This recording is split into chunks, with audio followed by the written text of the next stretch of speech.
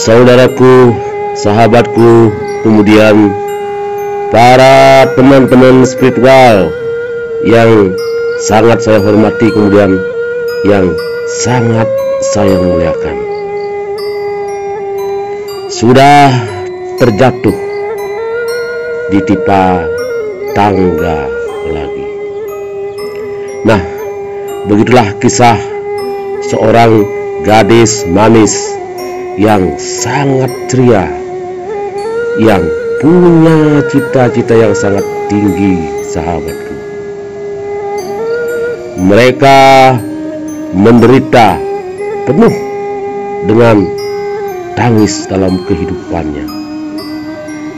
Cita-cita yang pernah mereka harapkan, harapan yang pernah mereka inginkan, semua sia-sia, sahabatku. Gadis cantik ini kemudian tertimpa musibah yang sangat dahsyat sekali. Dia kesetrum oleh listrik tegangan tinggi, sahabat. Kemudian dia hidup menderita dan penuh dengan kekecewaan, sahabat. Kemudian mereka berusaha untuk menyemangati dirinya, hidup dalam keterbatasan dengan bapak yang telah meninggal, punya saudara keterbatasan mental. Dia hidup dengan ibunya sehari-hari, sahabat. Itulah Nyi Komang Supartini.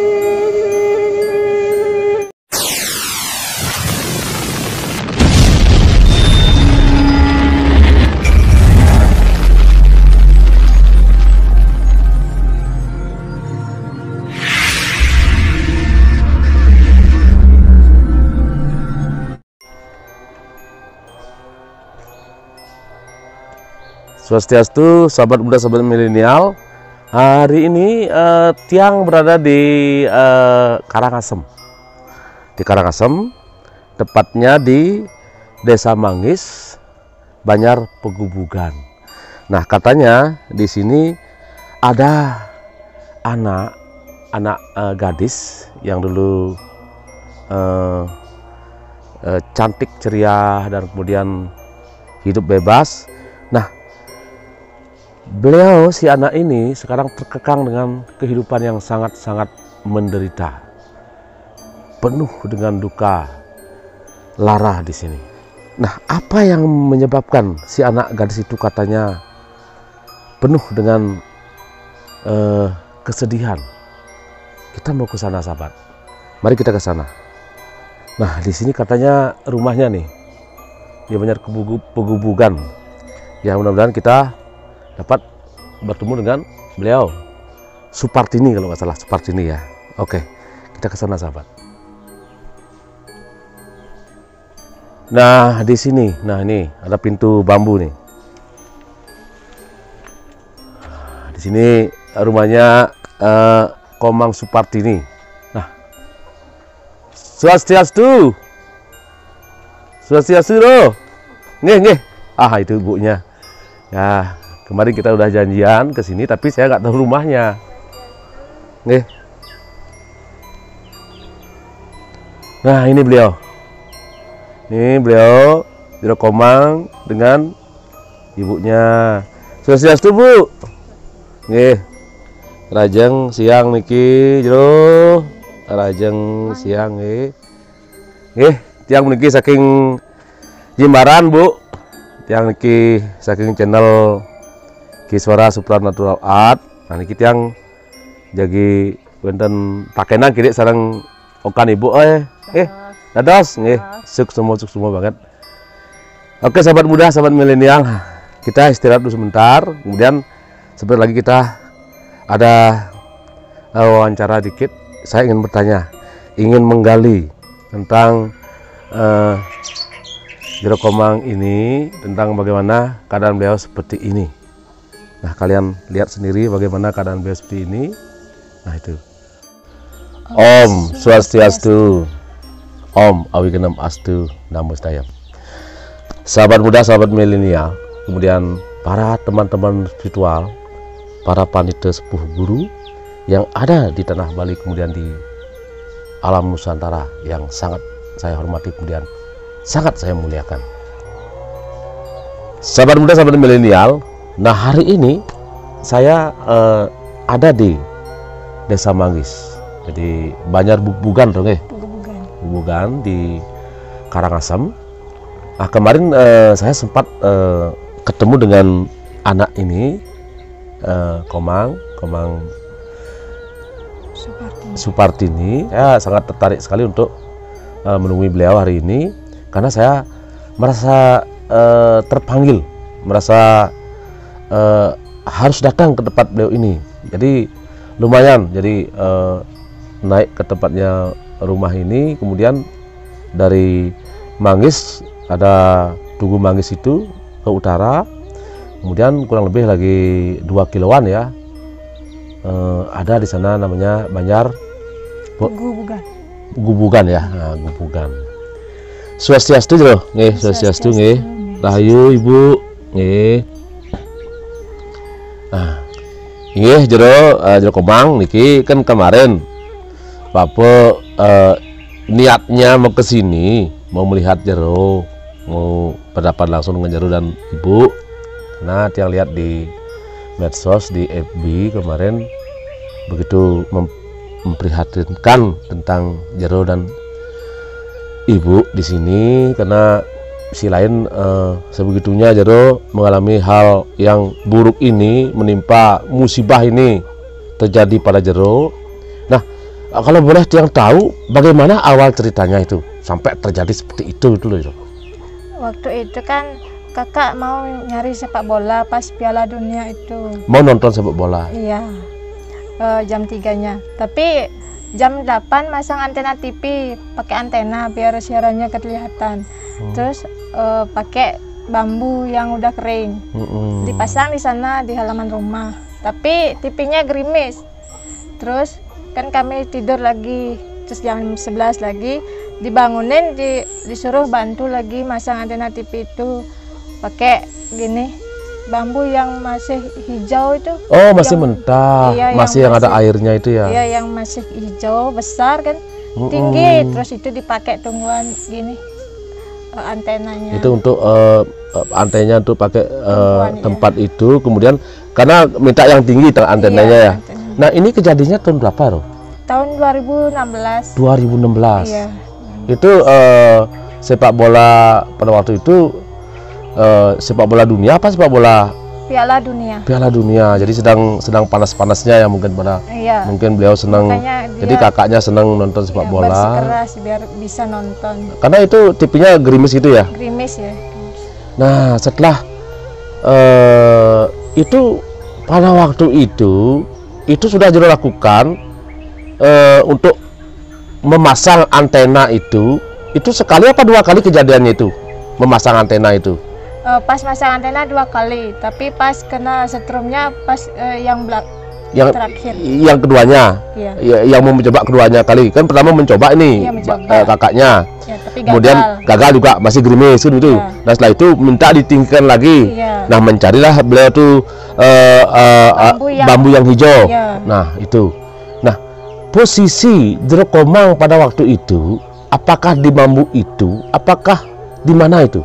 Waktu itu saya pegang kabel antena itu biar nggak gini, apa namanya, biar gak melilit itu. Oh, jadi disuruh sama kakak? Iya, sama kakak. Artinya pegang biasa aja? Iya, saya sama ibu pegang itu kabelnya. Terus kakak 2 itu megang bambunya. Nah, karena berat nggak bisa dibangunin itu, makanya ibu diminta. Ibu yang membantu? Iya, pas jadinya saya sendiri. Waktu itu kan saya pegang pakai tangan kiri. Terus karena ibu dipanggil, jadinya saya pakai tangan kanan. Nah, ini kan kalau kabel, namanya kabel ya, tentu ada kulitnya, Jero ya. Iya. Nah, itu yang Jero pegang tuh udah ada kulitnya apa dia tuh sudah terkelupas begitu apa sudah ada kulitnya itu kabel? Masih utuh. Kulitnya masih utuh? Masih utuh. Loh, karena ini mungkin tegangan tinggi ya? Iya, Untuk itu kebetulan kami berempat nggak pakai sandal. Terus keadaan juga hujan. Pakai bambu yang masih mentah itu, dan di atas rumah ada tegangan tinggi. Oh, tegangan tinggi. Oh ya. Oh, ini tegangan tinggi ke? Iya, tegangan tinggi itu. Oh, berarti Nggak dibungkus. walaupun kabel itu sudah dibungkus, kalau sudah kena tegangan tinggi, tentu dia akan melupas sendiri ya, terbakar sendiri kabelnya ya. Nah, pada waktu Jero sudah kena setrum itu, ibu mungkin melihat ya kabel itu masih utuh apa udah terbakar kabel itu? Terbakar. Kabel itu terbakar ya, neng? Jadi melupas ya, neng? Oh, artinya apinya sudah nyala di sini. Besar. Terus gini antenanya di sini sama kabel-kabelnya sudah putus-putus. Putus-putus ya? Iya. Oh, berarti kabel itu udah putus-putus karena setrumnya terlalu besar aja kabelnya udah putus-putus. Nah, itu sahabat. Jadi walaupun ada pembungkusnya kabel itu, tapi kalau udah kena tegangan tinggi tentu kabel itu akan hancur dia. Tapi anehnya TV-nya masih nyala.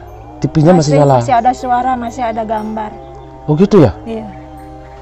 Padahal antenanya sudah putus-putus. Nah, pada waktu itu Jero masih sekolah ya? Sudah gini lulus SMA. Oh, SMA. Sedang muda-mudanya, Iya. sedang ceria-cerianya kan untungnya. Iya. Boleh bilang sedang cantik-cantiknya pada waktu. Nah, sekarang juga masih cantik nih. Cuman bodinya aja yang dirusak oleh oleh musibah itu. Nah, itu bagaimana ya? Perasaan Jero pada waktu kena setrum itu bagaimana, Roh? Waktu itu nggak tahu apa-apa. Nggak ngerasa? Nggak ngerasa. Pingsan ya? Waktu itu terus langsung jatuh di sana kan. Langsung di sini sudah berat. Yang ke bawah itu udah berat, nggak bisa gerak. Tapi ini masih main ya? Artinya pemikiran otak masih main. Kalau ada yang bahwa hari ini saya kena setrum, bahwa hari ini saya di rumah, bahwa hari ini artinya waktu itu jadi panggil masih merasa diri di rumah. Masih dengar kalau suara, tapi saya nggak bisa nyahut. Bibir tak kuasa untuk Nggak. Masih bisa nyaut. Udah merem, udah gini dah.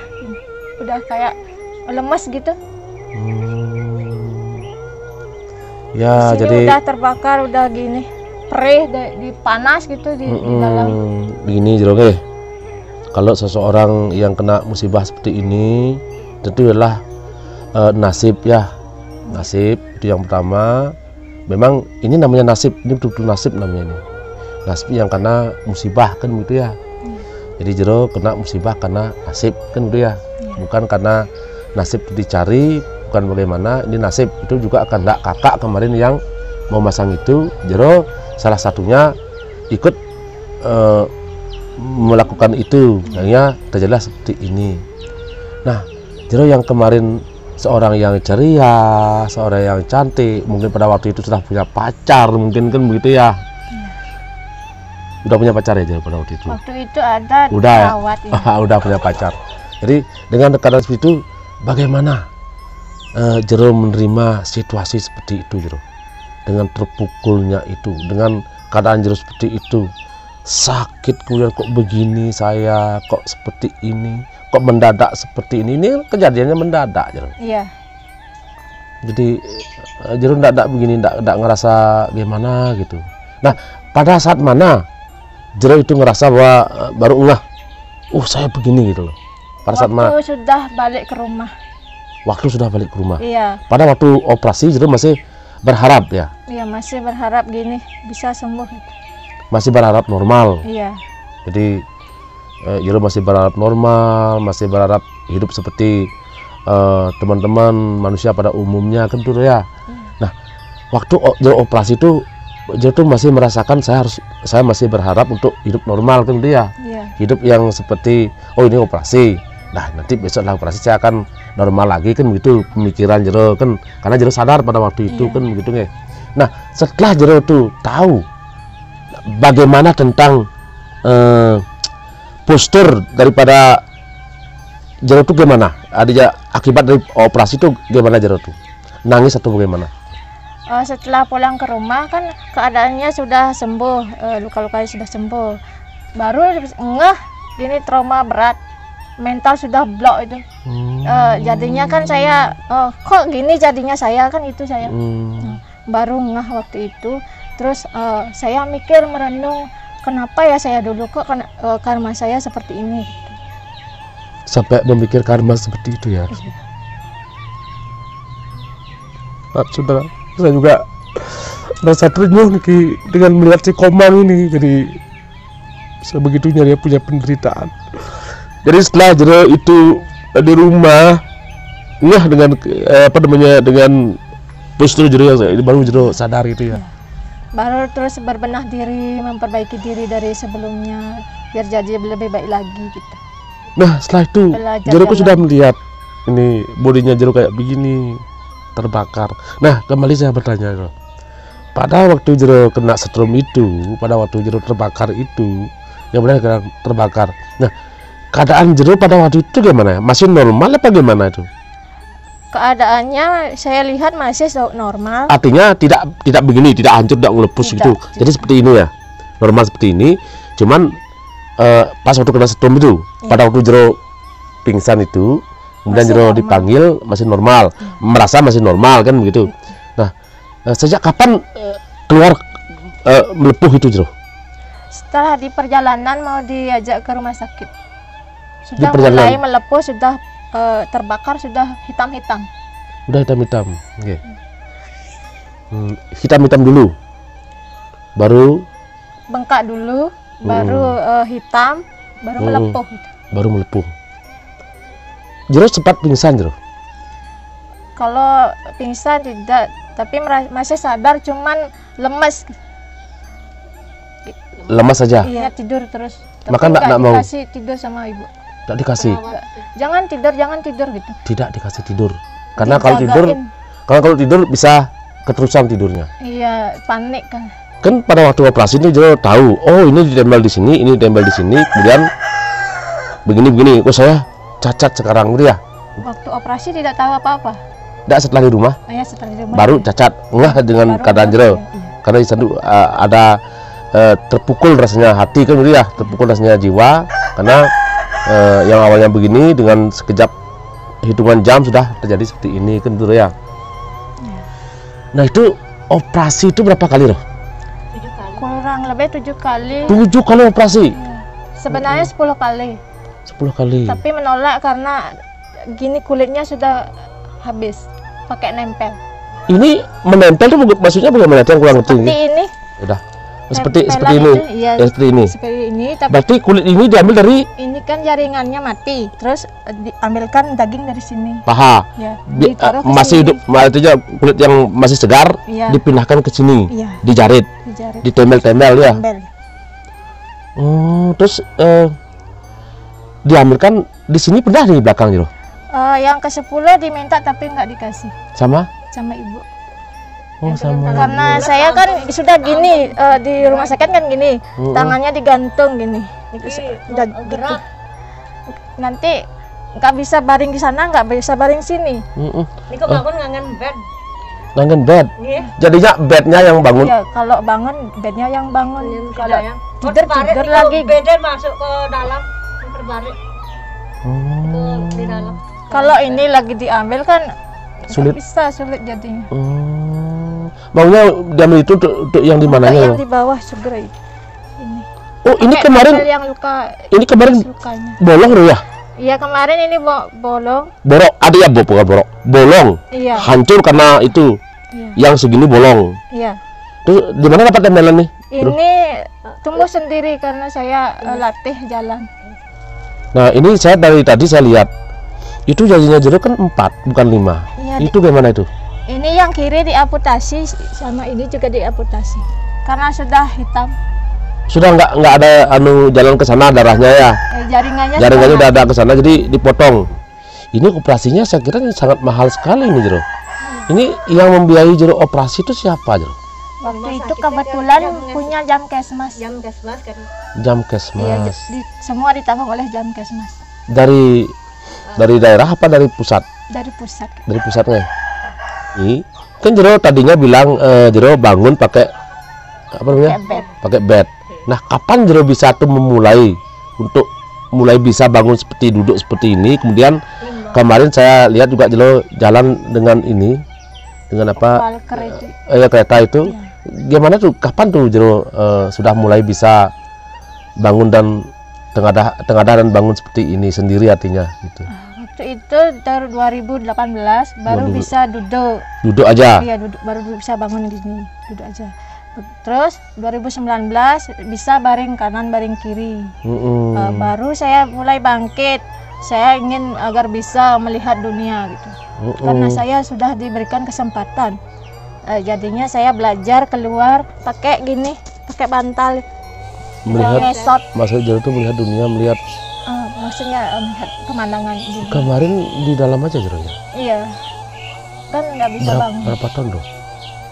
8 bulan, sekitar 1 tahun Mas. Jadi Jero di dalam aja 1 tahun tanpa iya. melihat lingkungan ya. Itu. Jadi kemudian setelah itu Jero tuh bisa bangun dan itu bagaimana awalnya tuh? Apakah dipijat apa bagaimana kok ngerasa kepingin bangun gitu?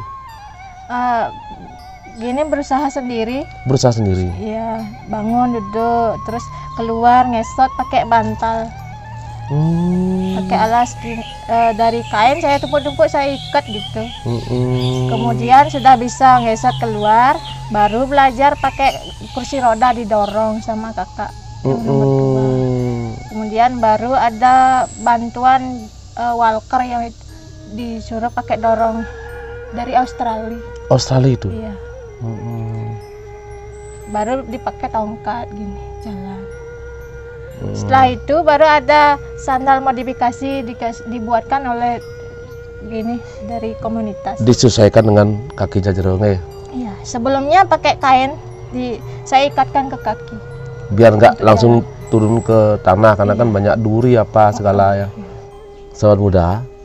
Nah, setelah saya tadi masuk ke rumahnya Jero Komang ini, memang saya ngerasa memang ada aura yang negatif, sangat-sangat negatif sekali.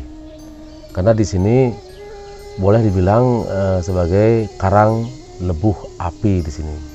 Karena memang di sini karang lebuh api itu saya lihat dari masuk ke dalam itu, di sini memang penghuninya itu yang ada di sini itu akan terus tersiksa oleh bara itu sendiri. Nah, saya ingin tanya, apa betul apa yang saya rasakan, kemudian apa betul lihat secara batin? Saya tanya pada Jero Komang dan ibunya. Nah, kira-kira apa betul Jero? Bagaimana sih riwayatnya tentang bapak itu sendiri? Bapak Jero itu gimana? Kalau bapak waktu itu disuruh bantu sama kakaknya ngalap wani. Pas ngambil lagi sedikit, mungkin disengat lagi atau entah gimana, atau kepleset jatuh gitu. Bapak jatuh dari pohon wani. Meninggal. Langsung meninggal. Nah, setelah peninggal bapak itu, setelah bapak pergi dari keluarga ini, bagaimana itu? Waktu itu saya umur 18 bulan. 18 bulan. Iya. Kemudian ibu depresi berat. Depresi. Iya. Karena suaminya juga meninggal, karena belum bersih, belum ngaben, terus ibu masuk rumah sakit jiwa, ada yang ngikat gini, ditelanjangin. Terus saya pernah mau dipakai kentongan sama ibu, mau dipukul-pukul. Oh, berarti ibu pada waktu itu, Jero ini masih kecil, masih bayi nih, mau diangkat sama ibu, mau dipakai kentongan. Iya, dipukul-pukul.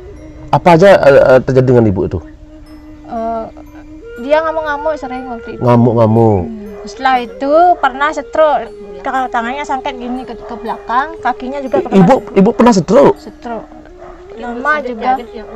Oh, berarti Jero Komang ini sudah menerima kenyataan itu, sudah duka dan sedih itu sudah dari dulu ya? Iya. Dari sudah mengenal dunia ini, sudah mengenal seperti itu ya? Iya. Jadi ibu sakit, ibu stroke, kemudian ibu giginya habis, digigit lipi gadang, gigit ular. Waduh. Tapi syukur astungkara ibu sekarang udah kembali normal nih. Jadi bisa mengurus si adik Komang ini. Sahabat muda, sahabat milenial. Nah, itu tadi bagaimana seorang keluarga yang tadi saya katakan itulah. Jadi disinilah seperti lebuh api ya. Saya lihat api yang membara gitu tadi pas saya masuk. Kemudian ternyata betul. Jadi seorang yang naik dengan tangga sudah jatuh ditimpa tangga lagi. Ya ini agak bergeser gitu, tapi kalau Jero mau jawab silakan, kalau enggak usah ya. Ini tentang pribadi Jero. Nah tadi Jero kan udah bilang kemarin waktu masih muda masih cantiknya Jero punya pacar. Nah bagaimana kalau pacar Jero tuh melihat keadaan Jero seperti ini sekarang? Kalau sekarang kurang tahu, tapi ke waktu itu sering dibesuk ke rumah sakit. Cuman karena dari pihak keluarga juga gini masih mengharapkan saya untuk sembuh, jadinya saya stop di sana. Untuk berpacaran itu? Iya. Jadi Jero sendiri yang menyetop? Iya. Sahabat muda, sahabat milenial, jadi di sini saya bersama adik Jero Komang Supartini sama ibunya.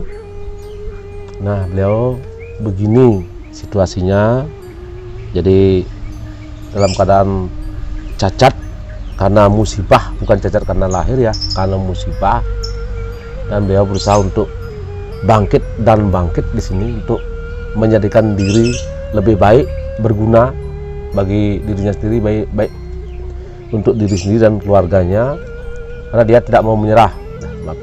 Sahabat muda, sahabat milenial, saudara-saudara saya, kemudian para dermawan dan mungkin teman-teman spiritual yang melihat konten saya ini, jadi mohon kiranya untuk dapat berpartisipasi, menolong, memberikan santunan pada Jero Komang, karena saya tahu betul rumahnya jauh di dalam, kemudian dia hidup sama ibu saja, yang satunya lagi tuh punya kakak tapi tidak begitu, maaf ya, kurang normal gitu ya, kurang normal, dan satunya lagi masih sebagai buruh serabutan di Denpasar, itu pun kurang mencukupi.